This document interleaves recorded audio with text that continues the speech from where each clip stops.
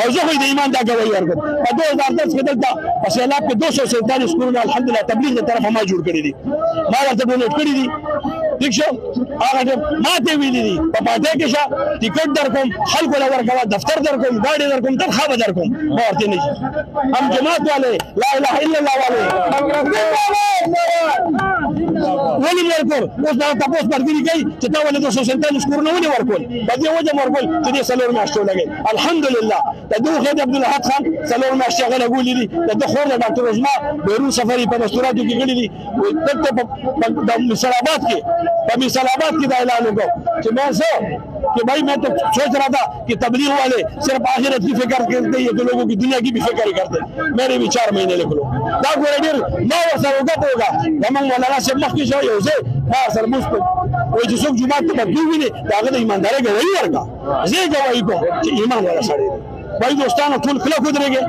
او خلک راوړل خپل جان باندې هغه لپاره قربان ورکړل نه دي د الله په ذات باندې قسم چې یو بل داسې ځوان نشته ګوره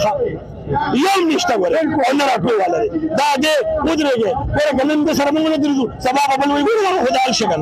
چې نن د سره درځو ان شاء الله تعالی هر کس به ان شاء الله هر څه کسوري دي کسوري صرف داري چې بھائی ریاست مدینه جوړم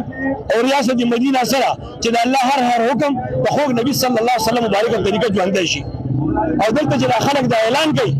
اجي چې يهوديان ایجنټ او د قاضیانو ایجنټ نن دا ثابت شو چې د يهوديانو او د قاضیانو ایجنټ څوک دي د چا په ایمان باندې د چا په حکم باندې او د چا په وینا باندې ولې گرفتار شو ځکه چې پاکستان د 70 سال کې چې قاضیانو د يهوديانو کې ایجنټانو اوس په دغه دي گرفتار شوی چې د غون پاکستان یو خورو او سوس بانکونو ته انګلند ته یوړو هغه باندې حرف نه راغلی او چې نن د حق خبر وکړه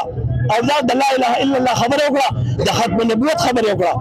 او خلک اکثر دا خبرې کوي دا ما چې سره ډسکشن شي او ته خبرې کړې مې په یوین کې او د يهودو د نصارا مخه دا د يهودانو ته پوښ کوي چې تاسو د هولوکاست باره کې وای دا څه شه دی وای دا دغه دی سره وای freedom of speech ته تاسو ته ازادي ده دا هغه کوم د هولوکاست باره کې خبرو کو نو what you thinking about that دا freedom of speech نسوي وجنه نه کنه زموږ د اکاو باره کې خبرې نه کوي نو هغه چې په خو نبی صلی الله علیه وسلم مبارک